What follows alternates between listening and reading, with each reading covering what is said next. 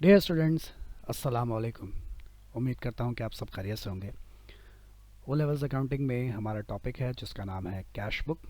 और बहुत आसान सा नाम है, नाम से ही आपको बात ज़ाहिर भी हो रही है और बहुत आसान सा टॉपिक भी है। ये बहुत अच्छा प्यारा सा टॉपिक है, कैश बुक। कैश बुक से क्या समझ में आता है? सर, एक ऐसी किताब होगी जिसमें हम कैश रखेंगे, पैसा रखेंगे छुपा छुपा के। हाँ, नहीं जनाब, ऐसी कोई बात नहीं है। कैश बुक से यहाँ पर मुराद ये होती है कि एक ऐसी बुक होगी जिसमें आप अपने कैश का रिकॉर्ड मेंटेन करेंगे, जिसमें सिर्फ पैसों की बात लिखी जाएगी। सर, पैसों की बात तो हर जगह ही लिखते हैं हम। नहीं, जब पैसा कारोबार में आएगा तो हम इस बुक में लिखेंगे, या जब पैसा कारोबार से जाएगा तो हम इस बुक में लिखेंगे। सर, फिर वही बात। तो हर काम ऐसे ही होता है सर, पैसा आता भी है पैसा जाता भी है। बहुत सारे मामलात ऐसे होते हैं जिसमें ऑन द स्पॉट ना ही पैसा आता है और ना ही पैसा जाता है। तो जब ना पैसा आ रहा है और ना पैसा जा रहा है, तब हम इस बुक का इस्तेमाल नहीं करेंगे। इस बुक का इस्तेमाल सिर्फ उस वक्त किया जाएगा जब आपके पास या तो पैसा आए या पैसा जाए। ऐसे समझ लीजिए कि ये बुक नहीं है, ये आपका वॉलेट है जिसमें आप पैसे रखते हैं। बस जब आपको लगे कि मुझे अपने वॉलेट का इस्तेमाल करना चाहिए, तब आप कैश बुक का इस्तेमाल करेंगे। जब आपको लगे कि मुझे अपने वॉलेट का इस्तेमाल नहीं करना चाहिए, तब आप कैश बुक का इस्तेमाल नहीं करेंगे। मिसाल के तौर पर, आपके दोस्त की एक शॉप है, एक बहुत बड़ा मार्ट है समझ लीजिए। आप अपने दोस्त के मार्ट में गए और वहाँ से आपने एक कोल्ड ड्रिंक निकाल कर पी ली। दोस्त ने बोला भाई 100 रुपये होगा। आपने बोला ठीक है, बाद में ले लेना, इट्स ओके। दोस्त ने बोला कोई बात नहीं, बाद में दे देना। आपने प्रोडक्ट यूज़ कर ली, बट आपने पैसे नहीं दिए। क्या आपने अपने वॉलेट का इस्तेमाल किया? ऑन द स्पॉट नहीं किया। तो इसका मतलब आपने अपनी कैश बुक का इस्तेमाल नहीं किया। ना आपके पास पैसा आया, ना आपके पास पैसा गया। एक हफ्ते बाद आपको ख्याल आया कि यार, दोस्त से सामान जो है उधार पर लिया था, पैसे दे देने चाहिए। तो एक हफ्ते बाद जाकर आपने उसे उस कोल्ड ड्रिंक की पैसे जो है वो पे कर दिए। इट मीन्स कि आपने अपना वॉलेट खोला और वॉलेट खोलकर आपने उसमें से पैसे निकाल कर दे दिए। यानी आपने अपने वॉलेट का इस्तेमाल किया।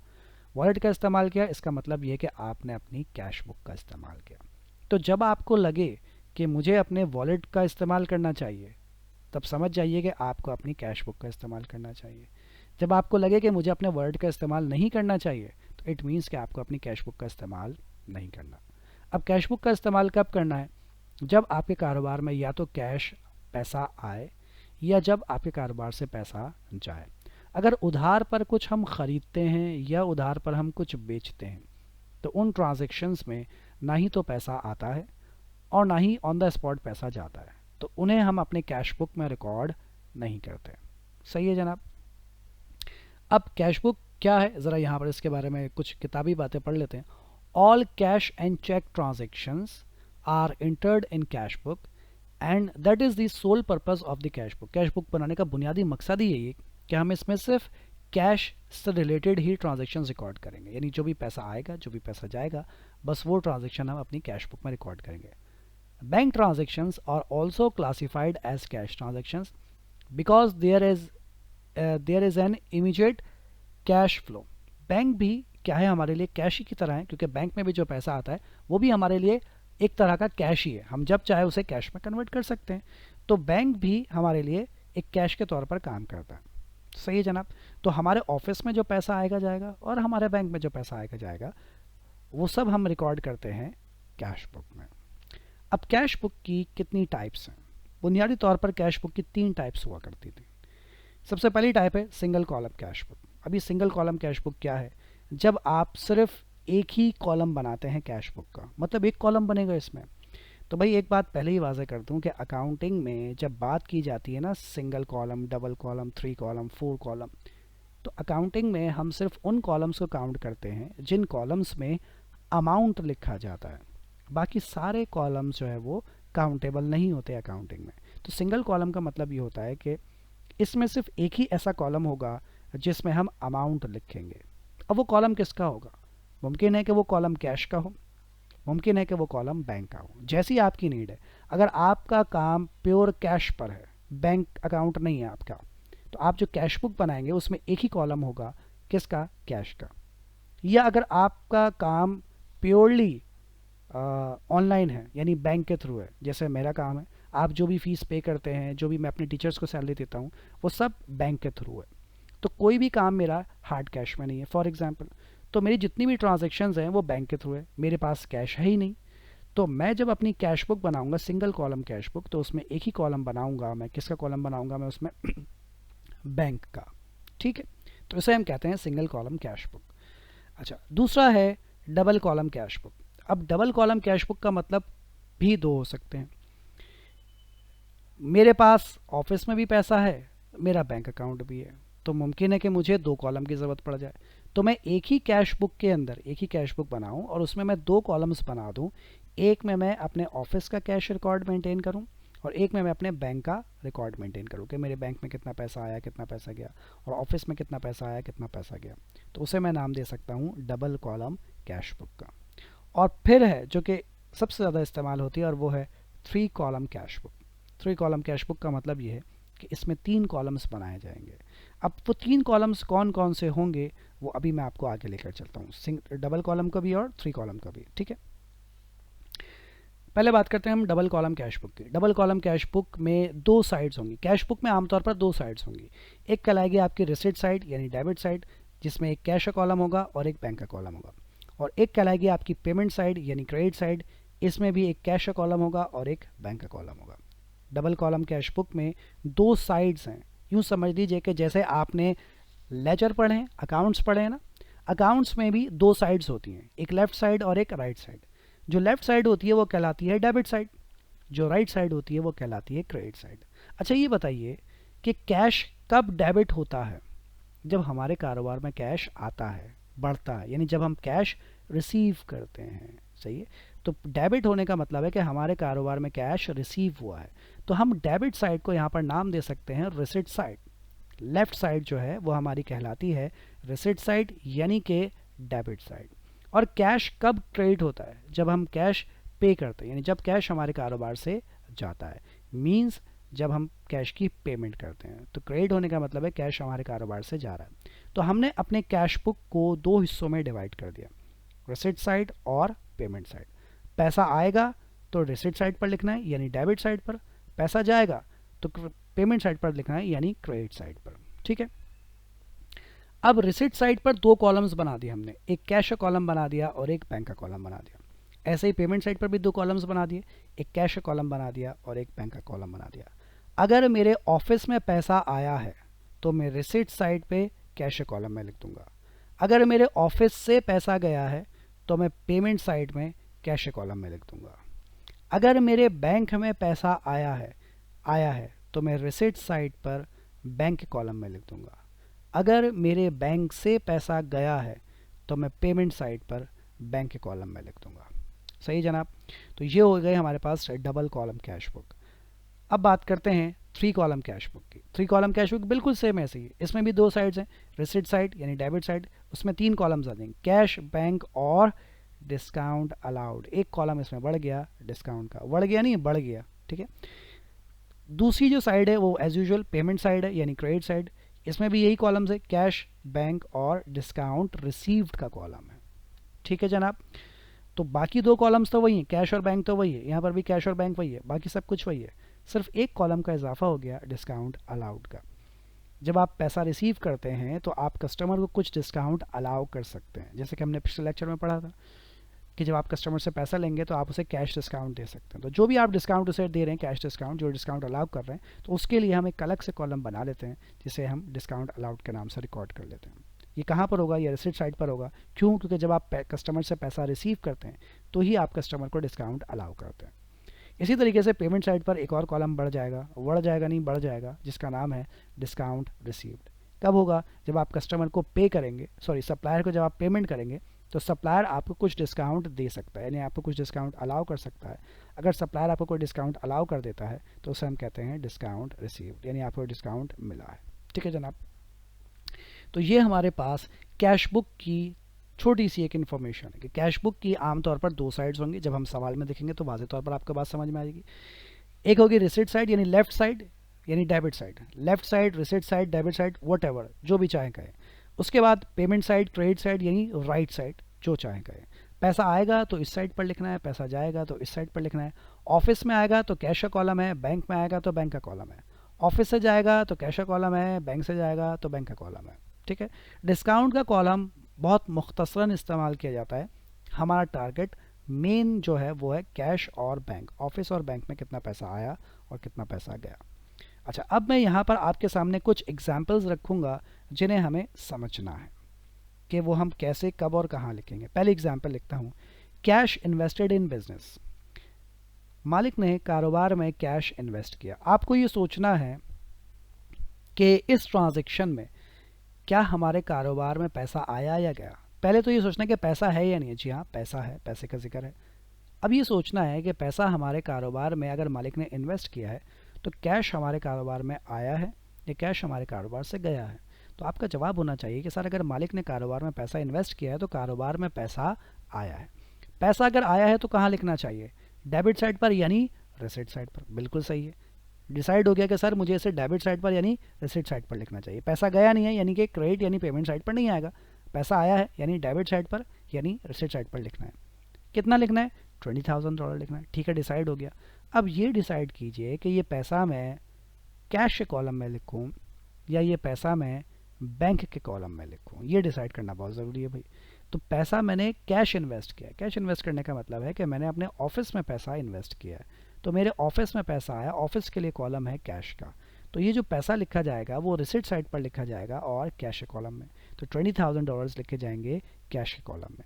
पेमेंट साइड पर कोई अमाउंट नहीं लिखा जाएगा। क्यों? क्योंकि मेरे कारोबार से फ़िलहाल कोई पैसा नहीं गया। ठीक, नेक्स्ट देखते हैं, सोल्ड गुड्स ऑन कैश $5,000। मैंने अपने कारोबार से कोई सामान बेचा है $5,000 का कैश पर। सबसे पहले सोचिए क्या इस ट्रांजैक्शन में कैश है? बिल्कुल है सर, पैसे का जिक्र है। अगर कैश है तो फिर सोचिए कि पैसा हमारे कारोबार में आया या गया। तो आपका जवाब होगा सर बहारों फूल बरसाओ, हमारे कारोबार में पैसा आया है। बिल्कुल, सामान बेचेंगे तो हमारे कारोबार में कैश आएगा। कैश आएगा तो कहाँ लिखना चाहिए, रिसिट साइड पर। बिल्कुल सही है। अब डिसाइड कीजिए कि पैसा हमारे ऑफिस में आया है या बैंक में आया है। तो जहाँ पर जुमला वाज़ेह तौर पर लिखा हुआ है कैश, यानी कि हमारे ऑफिस में पैसा आया है और ऑफिस के पैसों के लिए जो कॉलम है हमारे पास वो है कैश का कॉलम। तो ये जो हम अमाउंट लिखेंगे वो रिसिट साइड पर लिखेंगे क्योंकि हमारे पास पैसा आया है। किस कॉलम में लिखेंगे, कैश कॉलम में। तो 5,000 कैश कॉलम में और पेमेंट साइड पर कुछ नहीं लिखा जाएगा। Next transaction, purchase goods $3,000 and issued cheque. अब आपने गुड्स परचेज की है। ठीक है भाई, परचेज की है तो आपने क्या इशू किया है, आपने चेक इशू किया है। इशू कर रहे हैं तो इट मीन्स कि हमारे कारोबार से पैसा जा रहा है। आए, दुख हो रहा है बड़ा। इसका मतलब पैसा आ नहीं रहा, यानी रिसिट साइड पर कुछ नहीं लिखा जाएगा। पैसा जा रहा है, जा रहा है तो कहाँ लिखा जाएगा, क्रेडिट साइड पर यानी पेमेंट साइड पर। कैश बुक की पेमेंट साइड पर लिखा जाएगा। क्या सर ऐसी होती कैश बुक? नहीं, वो जब सवाल करवाऊंगा तब समझाऊंगा, अभी सिर्फ कॉन्सेप्ट समझिए। तो पैसा जा रहा है तो मुझे लिखना चाहिए पेमेंट साइड पर यानी क्रेडिट साइड पर। अब डिसाइड कीजिए कि ये पैसा मैं कैश के कॉलम में लिखूंगा या बैंक के कॉलम में। तो जवाब यहीं पर है, हमने चेक दिया है। जब हम चेक इशू करेंगे तो पैसा हमारे बैंक से जाएगा, तो पेमेंट साइड पर बैंक के कॉलम में लिखे जाएंगे $3,000। नेक्स्ट पर आ जाते हैं, पेड सैलरीज 2,000 कैश। आपने एम्प्लॉयज़ को सैलरी पे की है, अरे फिर पे कर दी। पे कर रहे हैं तो फिर से हमारे पास से पैसा जा रहा है। ठीक है, तो पैसा आ नहीं रहा यानी रिसिट साइड पर कुछ नहीं लिखा जाएगा। पेमेंट कर रहे हैं, पैसा जा रहा है तो पेमेंट साइड पर यानी क्रेडिट साइड पर लिखा जाएगा। और क्या पे कर रहे हैं आप, कैश पे कर रहे हैं, तो पेमेंट साइड पर कैश कॉलम में लिखे जाएंगे 2,000 क्योंकि आपके ऑफिस से कैश जा रहा है $2,000। सही जनाब, बात अभी ख़त्म नहीं हुई, अब आएगी भयानक बात। ये क्या है, कॉन्ट्रा एंट्रीज क्या होती हैं, ये क्या लिख दिया सर आपने, अभी समझाता हूँ। Deposited cash into bank $1,000। आपने बैंक में $1,000 कैश डिपॉजिट करवाया। सवाल ये है कि सर कहाँ से, घर से लाके डिपॉजिट करवाया? तो इसका जवाब है नहीं, मैंने अपने ऑफिस से कैश निकाल कर बैंक में डिपॉजिट करवा दिया $1,000। अब आप सोचेंगे, थोड़ी देर सोचें, इसको वीडियो पॉज कीजिए यहाँ पर और थोड़ी देर सोचें कि इसे मैं रिसिट साइड पर लिखूँ या इसे मैं पेमेंट साइड पर लिखूँ। थोड़ा सोचेंगे तो बात समझ में आएगी। मैंने अपने ऑफिस से $1,000 निकाले और निकाल कर वो पैसे ले जाकर मैंने जमा करवा दिए अपने बैंक में। अगर मैं बैंक के पॉइंट ऑफ व्यू से देखता हूँ, यानी अपना बैंक को देखता हूँ मैं, तो मेरे बैंक में $1000 आ रहे हैं, यानी डेबिट हो रहे हैं, रिसीव हो रहे हैं। और अगर मैं अपने ऑफिस को देखता हूँ तो मेरे ऑफिस से $1000 जा रहे हैं, यानी क्रेडिट हो रहे हैं। ओ माय गॉड सर, इसका मतलब ये हुआ कि आपके बैंक में पैसा आ रहा है और आपके ऑफिस से पैसा जा रहा है। एक ही ट्रांजैक्शन के अंदर दो काम हो रहे हैं, पैसा आ भी रहा है और पैसा जा भी रहा है। तो पहले बात करते हैं हम रिसिट साइड पर। रिसिट का मतलब है पैसा आ रहा है, यानी डेबिट साइड। पैसा कहाँ आ रहा है? पैसा मेरे बैंक में आ रहा है। तो जब मैं रिसिट साइड पर लिखूंगा तो रिसिट साइड पर मैं बैंक के कॉलम में लिखूंगा $1000। क्यों? क्योंकि मेरे बैंक में $1000 आ रहा है। फिर इसी को मैं दोबारा से लिखूंगा पेमेंट साइड पर। पेमेंट साइड पर क्यों? क्योंकि मेरे ऑफिस से $1000 जा भी रहे हैं। तो पेमेंट साइड पर कैश के कॉलम में लिखूंगा $1000। कैश के कॉलम में क्यों? क्योंकि मेरे ऑफिस से कैश गया $1000।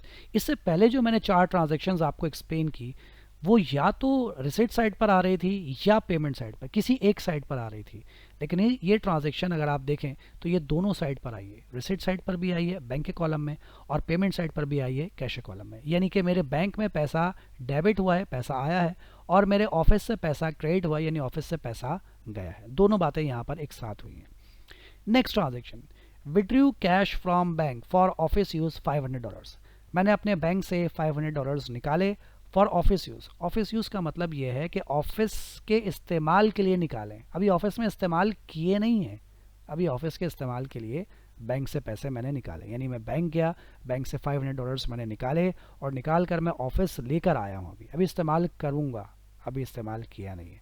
फिर वही बात कि अगर मैं अपने बैंक से पैसा निकाल के ऑफिस लेकर आ रहा हूँ तो इसका मतलब ये होगा कि मेरे ऑफिस में पैसा बढ़ जाएगा। ऑफिस में पैसा आ रहा है, और अगर बैंक को देखूं तो मेरे बैंक में पैसा कम हो जाएगा क्योंकि मेरे बैंक से पैसा जा रहा है। यानी कि इसे भी मैं दोनों तरफ लिखूंगा। रिसिट साइड यानी डेबिट साइड, यानी पैसा आ रहा है। पैसा कहाँ आ रहा है? पैसा मेरे ऑफिस में आ रहा है। तो मैं यहाँ पर रिसिट साइड पर ऑफिस के कॉलम में यानी कैश के कॉलम में लिखूंगा $500। और पेमेंट साइड, पेमेंट साइड का मतलब है पैसा जा रहा है। कहाँ से पैसा जा रहा है? मैंने बैंक से पैसा निकाला है, तो पेमेंट साइड पर मैं लिखूंगा बैंक के कॉलम में $500। ये जो दो एंट्रीज मैंने आपको बताई हैं, कैश डिपॉजिटेड इनटू बैंक और withdrew cash from bank for office use, यानी कि ऑफिस से पैसा बैंक में जमा करवाएं या बैंक से पैसा निकाल कर वापस अपने ऑफिस में लेकर आ जाए, ऐसी एंट्रीज को हम कहते हैं कॉन्ट्रा एंट्रीज। अब ये कॉन्ट्रा एंट्रीज क्या होती हैं? कॉन्ट्रा एंट्रीज वो एंट्रीज होती हैं जो एक ही वक्त में कैश बुक की दोनों साइड्स पर रिकॉर्ड की जाती हैं सेम अमाउंट के साथ। कॉन्ट्रा एंट्रीज वो होती हैं जो एक ही वक्त में सेम डेट पर कैश बुक की दोनों साइड से मुराद है रिसिट साइड भी और पेमेंट साइड पर भी, दोनों साइड्स पर रिकॉर्ड की जाएंगी सेम डेट पर सेम अमाउंट के साथ। तो ऐसी एंट्रीज को हम कहते हैं Contra entries. Contra means opposite, opposite direction में दोनों लिखी जाएंगी एक ही डेट पर एक ही साथ।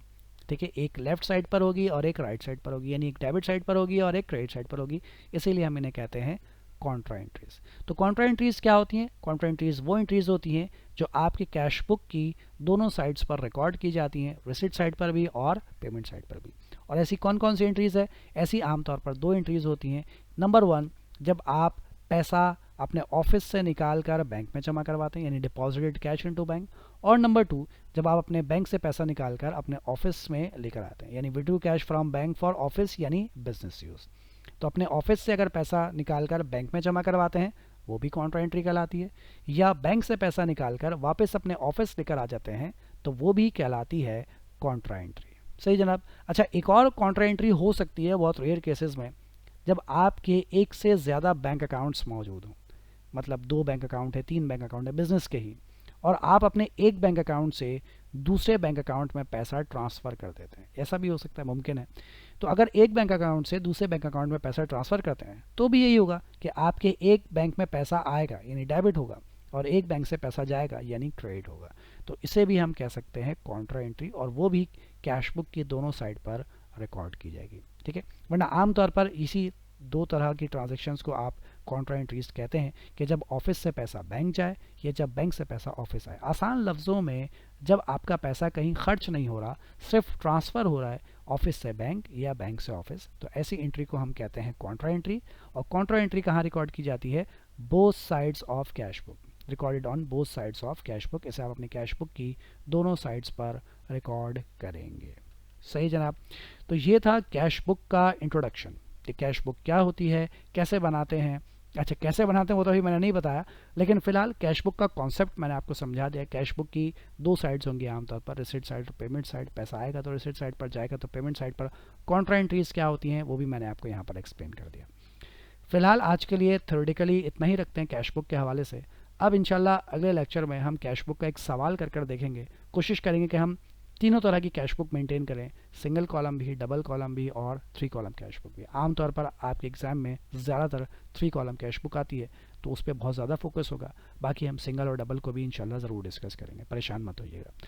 तो उम्मीद करता हूँ कि कैश बुक का इंट्रोडक्शन आपको समझ में आया होगा। आज के लिए इतना रखेंगे और इंशाल्लाह आपसे मुलाकात करेंगे अगली क्लास में। टेक केयर, अल्लाह हाफिज़।